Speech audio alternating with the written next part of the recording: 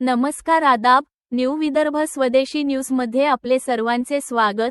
मुख्य संपादक अमीन खान यांची रिपोर्ट। मलकापूर काँग्रेसमध्ये पैशाचा खेळ उघड। निष्ठावंत कार्यकर्त्यांना डावलून परक्या पक्षाला नगरसेवकपद।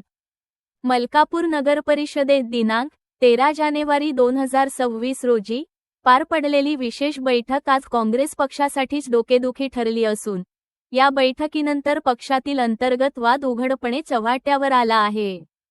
लोकनियुक्त नगराध्यक्ष अतिक जवारीवाले यांच्या मार्गदर्शनाखाली झालेल्या या बैठकीनंतर काँग्रेसच्या निष्ठावंत कार्यकर्त्यांवर अन्याय झाल्याचा आरोप करत कार्यकर्त्यांचा संताप अनावर झाला आहे।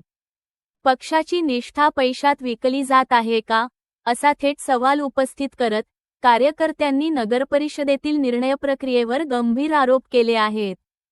पक्षासाठी वर्षानुवर्षे झटणाऱ्या कार्यकर्त्यांची नावे बाजूला ठेवून दुसऱ्या पक्षाच्या पदाधिकाऱ्याला थेट नगरसेवक ऑप्शन म्हणून जाहीर करण्यात आल्याने काँग्रेसच्या तत्वांनाच हरताळ फासण्यात आल्याची भावना व्यक्त होत आहे।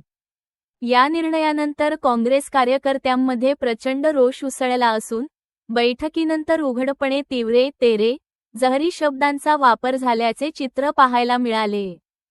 पैशासाठी पक्षाचे निष्ठावंत बाहेर काढले जात आहेत, अशा तीव्र प्रतिक्रिया कार्यकर्त्यांकडून उमटत असून काँग्रेसची अंतर्गत शिस्तच कोलमडल्याचे चित्र निर्माण झाले आहे।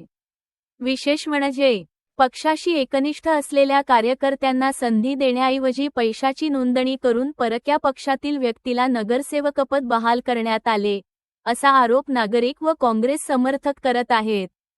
पक्षाचे लोक घेणे गरजेचे होते, पण येथे व्यवहाराला प्राधान्य देण्यात आले, अशी उघड नाराजी नागरिकांमध्येही दिसून येत आहे। या संपूर्ण प्रकरणामुळे नगराध्यक्ष अतिक जवारीवाले व माजी नगराध्यक्ष रशीद खान जमादार यांच्यातही तीव्र वाद निर्माण झाल्याची जोरदार चर्चा आहे।